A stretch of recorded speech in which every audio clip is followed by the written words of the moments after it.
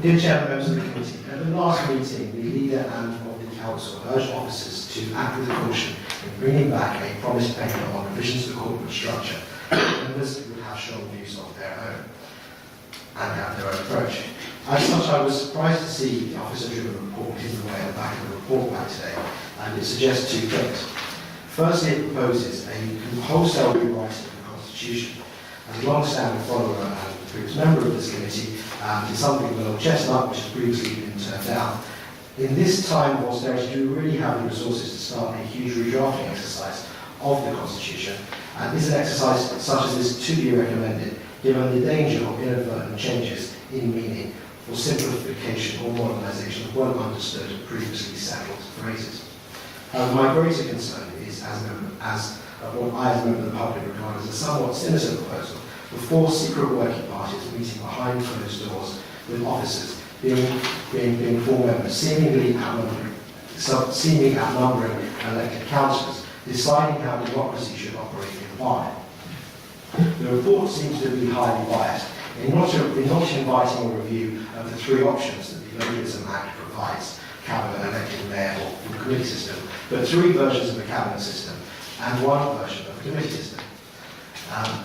The report doesn't seem to hide its prejudice against a return to all councils running the council, not least in the almost comical suggestion that a return to the committee system would enhance the power of officers. From general conversations with councils across parties, it's my view that there is an appetite for a return to some form of committee system. I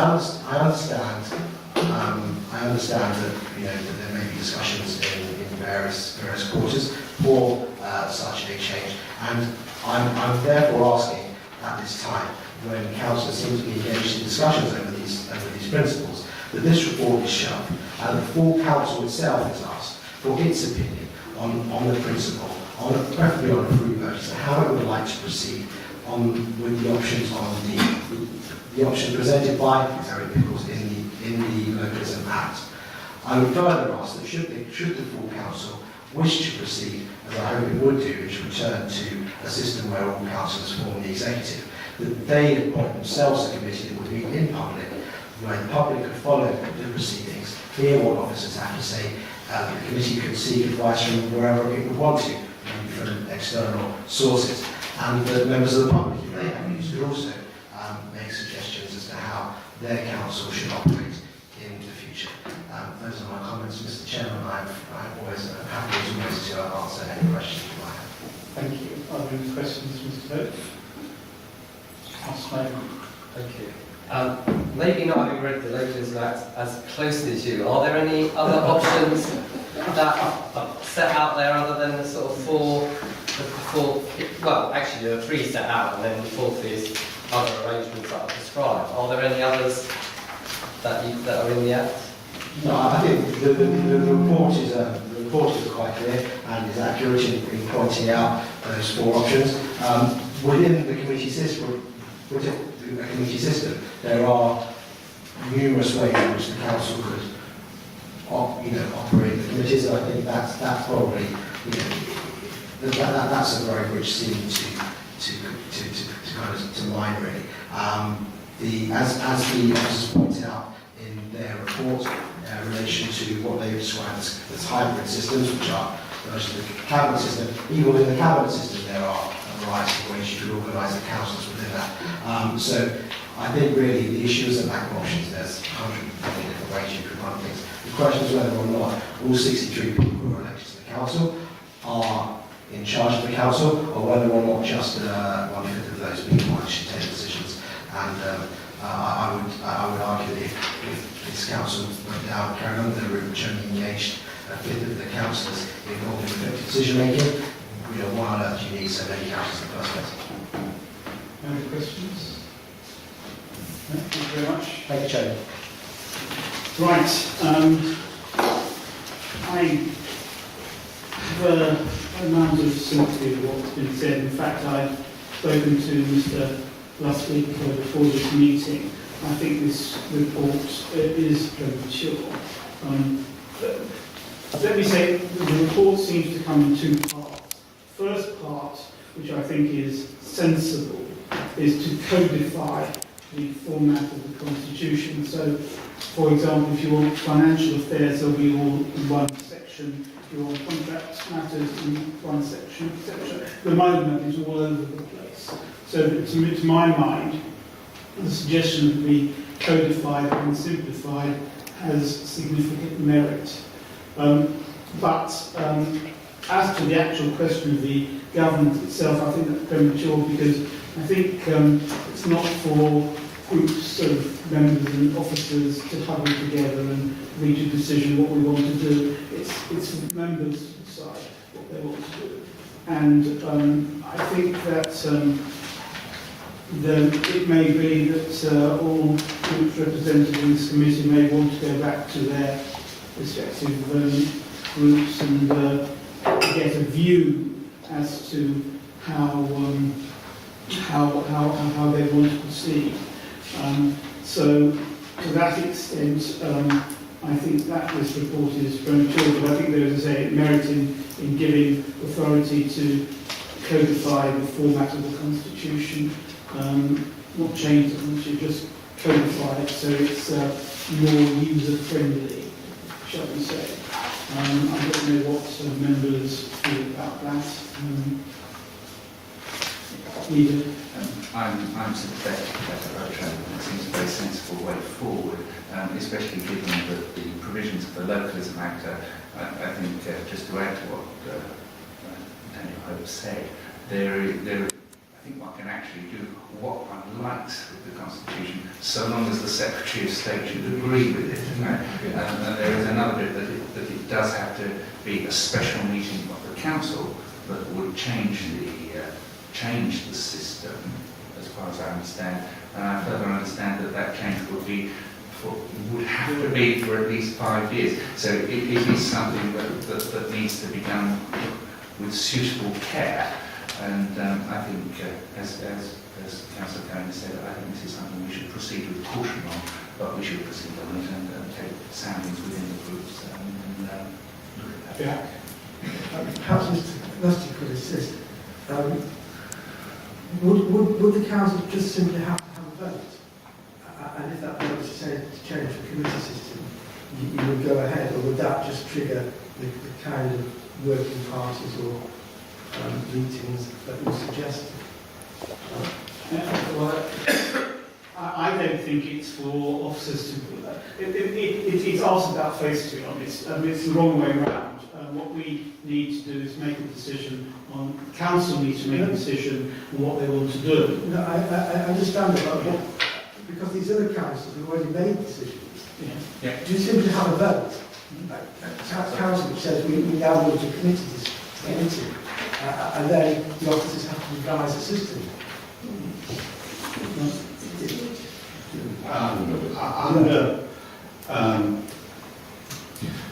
Under the provisions of the Localism Act, any change to the system of governance has to be taken by the full council.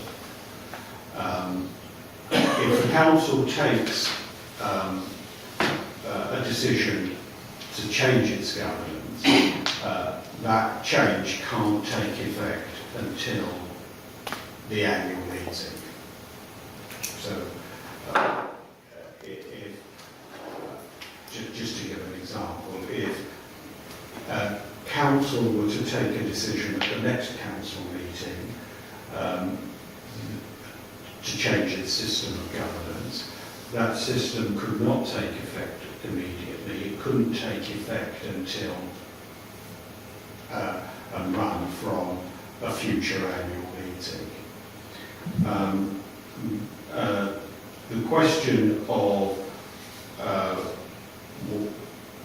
whether or not the work is done before the decision is taken, or the detailed work on the arrangements, or after a decision is taken, would be entirely a matter for members.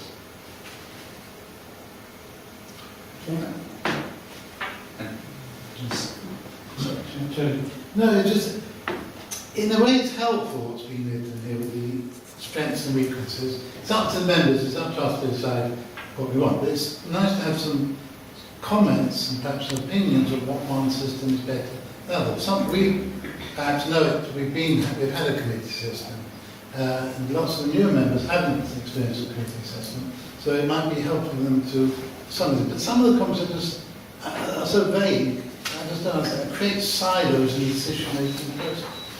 It doesn't mean much to me. And the potential for empire building by members and officers also doesn't mean much to me. If they meant something, we could actually see what the criticism and what the advantages were, it might be more helpful there. So I don't know who wrote this, which is got the basis in it, but some of the wording is just not useful for me. For you. I apologise to members if the wording wasn't clear, and it may be that my recollection of how committee systems have operated in the past might have been influenced both by the passage of time and possibly by my own Georgist view.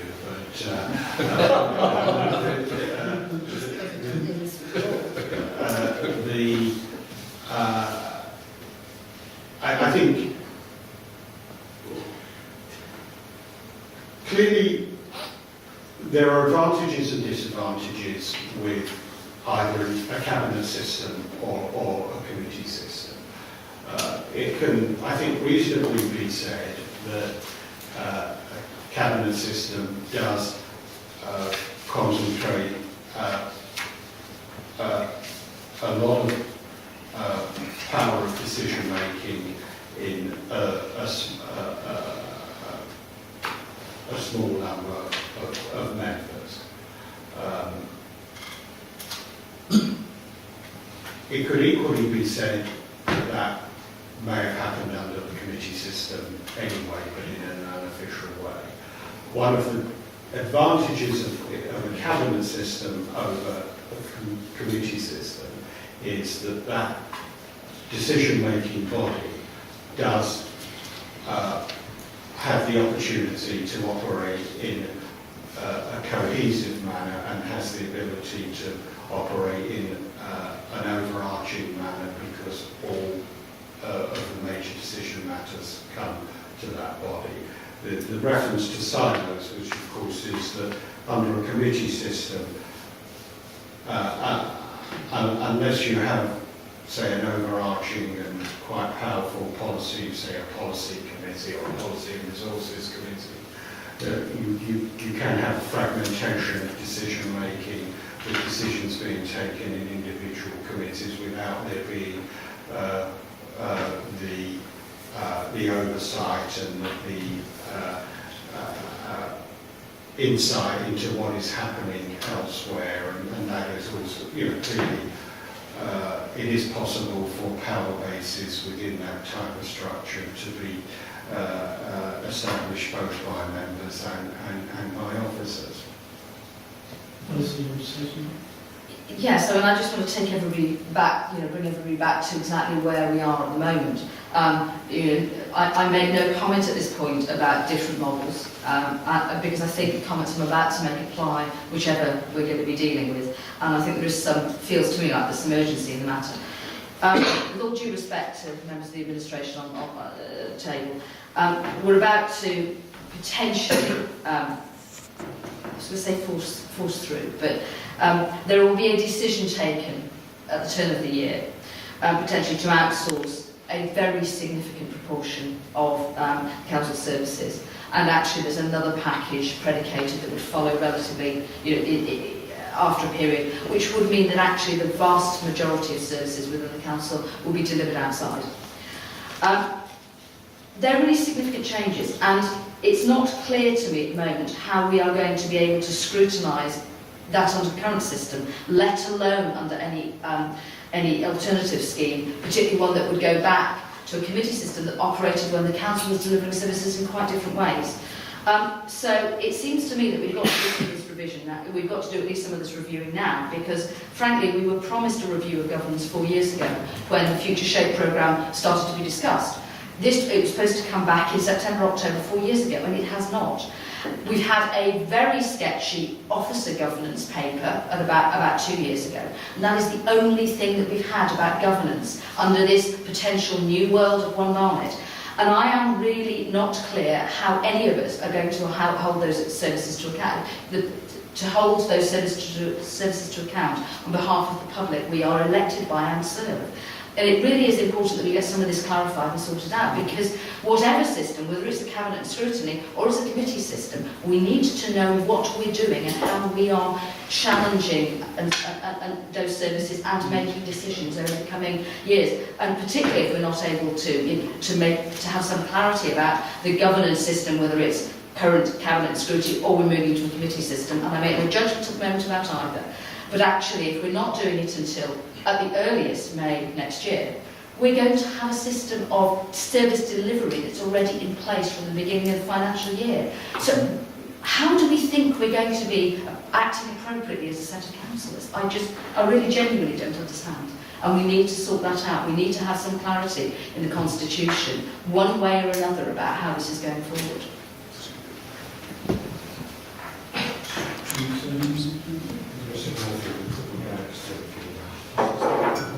Part of the reason that sort of maybe Ellen and myself are here, because we've been sort of sitting down and sort of had the joyous task of reading the Constitution from page to page, every element of it, with one of our colleagues. And I think it's sort of starting that process, and what we're going to try and do in that look, and I would say it's sort of copy and paste rather than cut and paste, so there's no intention to effectively change the rules, but to actually look at, have a first hit at looking at how the new structure interfaces with the existing decision-making process, and at the same time of doing that, that's sort of where we come to the conclusion. Actually, you can streamline it quite a lot just by putting things in the right place. So it's kind of fitting the Constitution into a fit-for-purpose place, so that when you as members have those debates, you've got a document that actually is kind of usable. At the moment, frankly, it'd be very, very difficult to try and understand those implications simply with the current structure of the document. It's a barrier. It's hundreds of pages of work, but it took, 3 of us a long day to just go through it line by line. So we'd like to have a sort of good go at doing that for you. And I say it's a sort of copy and paste exercise rather than a cut and paste exercise. And actually then try and look at the wording in terms of, how does it, in your assurance function, what's it, how does it interface with members?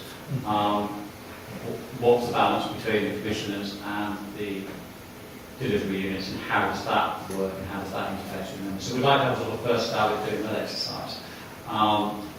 Basically to inform, obviously, what are clearly political debates you would then need to have about the final member governance system. Yes, I mean, what Mr. Murphy says is of course quite correct, and that's absolutely right. But then on top of that, I think Councillor Moore was concerned about the member examination. It's very vital, and that we do need to make a decision fairly soon about whether we're going to go to a committee system or stay with the existing. No, but I mean, but whatever we do, of course, we do have to have effective scrutiny of the contractual arrangements. We've already got 2 scrutiny committees. So if we were not to change, I would be proposing that we set up another scrutiny committee, a contract management committee, to look at it.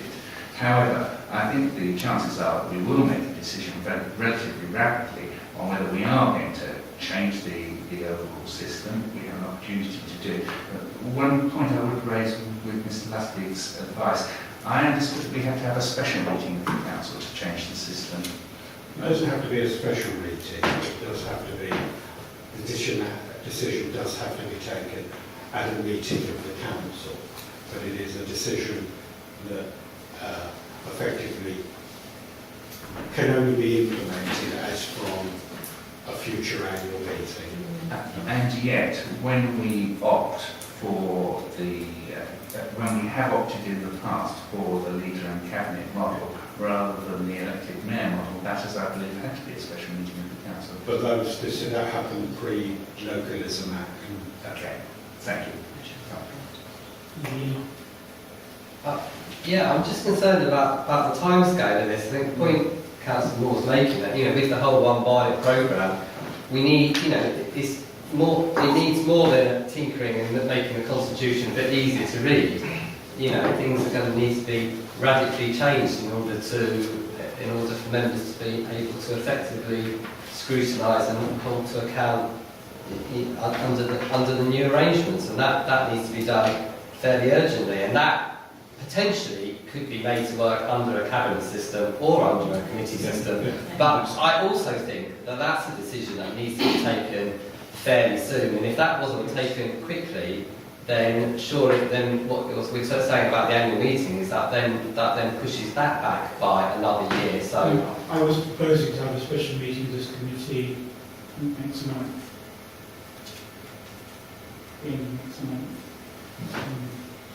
As I said, we've got to do it right. No point in rushing into it. If the constitution could be made user-friendly, I don't understand what the objection to that would be. I mean, I think it just, I know user-friendly, yes, but I think the scale of the changes that are, you know, taking place here, I don't think just making the constitution more user-friendly. That's not going to Well, do that's the the start. job. That's the start. Through you, Chairman, I think we should put words into Mr. Murphy's mouth, but I don't think it's just about making it user-friendly. I mean, making it user-friendly is important, but I think there is a recognition that important changes have to be made to the Constitution to reflect the significant organisational change that is taking place within the Council. Through you, Chair, I mean, from the comments, and I just picked up a little, and you referred, for example, to assurance function. How much of what you're doing, through you, Chair, is actually aligning the Constitution with the new officer structure, as opposed to actually how we as members will operate? I don't disagree with realigning and making the Constitution more legible, but that merely must be a preliminary to actually restructuring that so that it sits alongside the changes that I'm sure that members of the administration will There's no argument. I mean, this is the first stage, and then that will fit into whatever the new... what we're saying is it's quite a, we'll be signing contracts at the turn of the year. That's why I'm saying that we need to have decide in our groups which how we're going to proceed, and then have an early meeting of this committee to work out the mechanics. Well, I'm just thinking that ever since in Cabinet and in this Council, we started discussing this One Barnet programme and the direction in which the administration wished to go. I've always said that we must ensure that there is full democratic accountability. And those are the words that immediately come to mind now. And we must be satisfied that the Constitution is adjusted to ensure that we, members, not least members of this committee, who hold a particular responsibility on behalf of members as a whole, can be satisfied that there will be democratic accountability. At the same time, I don't doubt that that can actually be put in place. Actually, whatever system we have, whether it be cabinet or committee, I'm sure that something can be devised appropriately, but we must hold that in mind. Can I just ask Mr. Murphy to do that? Yes, thank you. Chairman, I think what we envisaged was that if you take the principles on page 9.2, what we do is come back with an issues paper to you as members saying, having done this detailed piece of work, it feels to us that there are a number of issues that maybe don't quite work, even if you've been drafted that don't quite work. So we'd always envisaged we would come back with a number of issues for your consideration. And you will have your own ones, but I mean, it's a delicate balance, because clearly this is a very, I understand, things like the changing the Constitution is a very highly politicised issue and always quite a difficult one, but there would be an opposite view about which bits of the system we feel need to be changed in order to make it all work. So, for example, one of the exercises we're going to try at officer level, might be interesting for that member level, would be to ask them to try and map some business processes through. do some sort of case type work. How would you deal with this in the new world type scenario sort of planning, and try and map those through the system and see whether or not they require changes in the constitution. I mean, one of the interesting things actually was that people's perception of the constitution is often different from reality. So when you look at it and ask the question, actually, do you need to change that to be able to do this? The answer is quite often no, you don't actually. The constitution is written quite often in a way that you've got quite a wide margin of discretion in how you do things. So actually, it may well be that it's about how we interpret the current wording. I mean, I think, I'm not quite sure what's in there, but in the sort of early draft of this, one of the statements was actually the culture of the organisation is as big an issue as the structure and the constitutional rules around it. And you have dysfunctional behaviour in any system will be dysfunctional behaviour, and people will find ways of disrupting it. It's quite hard to manage that. But so we will come back with the issues paper, which will be a kind of having done those sort of scenarios, try to run them through the system, go back to members and saying, what do you think about this? So it was intended to be more of an iterative process. But this is counterpart go on about democratic accountability when services are contracted out. And what I said isn't intend to support that process. But it's the wrong way around. Once you contract the services out, we can do what we like with our constitution, but if the contracted out service can't fit in with that, or can't cope with it, it's pointless. What I would need assurance on is that the contracted out services are capable of being scrutinised. Yeah. Now you don't know that. Yeah. But you can't know that until you do your own constitution. So you do your own constitution, which builds in a contracted out service. Yeah. When you get that right, you then, when you sign the contracts, make sure that that dovetails with your own constitution. Otherwise, you're doing two separate processes, neither of which will marry up with each other. And I think that was the point of the Council of War. Is it rather more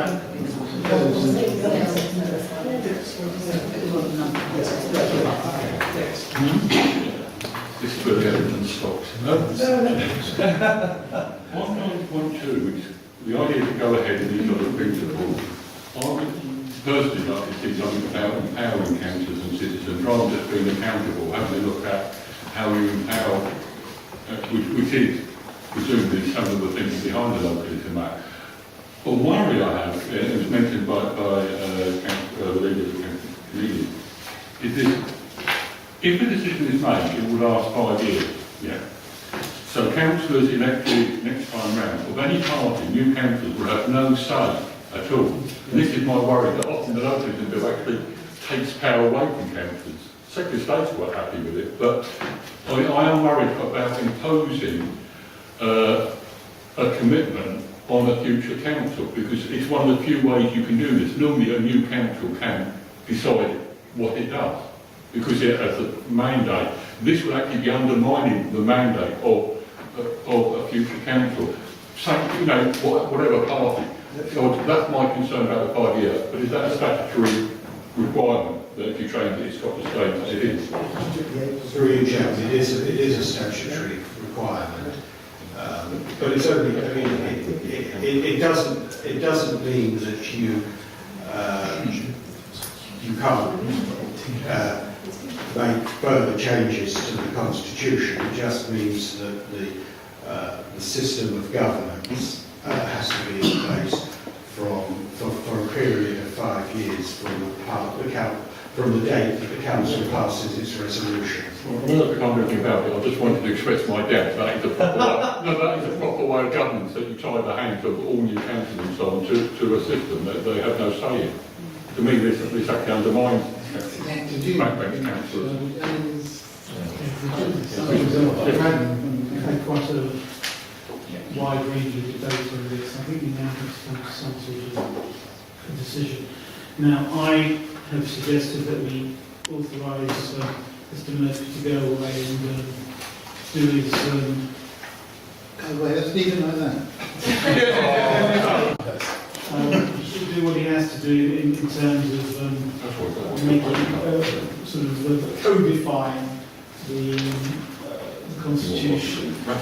And we meet next month, special meeting to discuss the mechanics of exactly how we get to. Is that a really? That fetches us to the end of Chairman, I've just Sorry. one. On agenda item 1, I should have mentioned it. You and I weren't present, by the way, at the last meeting. And that needs to be changed. We were both there. I know you were. Yes.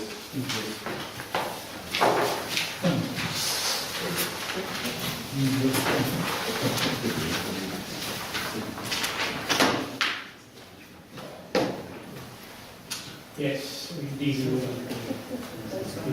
So could you amend the glass reciprocator? Thank you very much. Thank you very much. Thank you.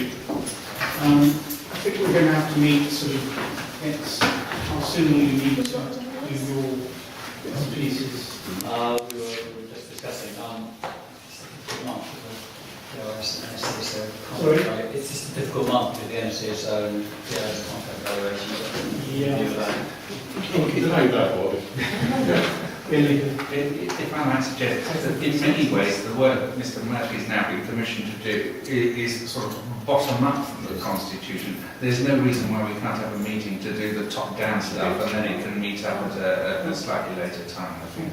So we're looking to a meeting early part of November. Early part of December. December, I think, maybe.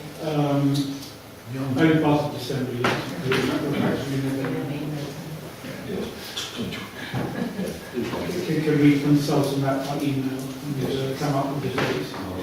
Is that agreed? Thank you very much. Right, thank you.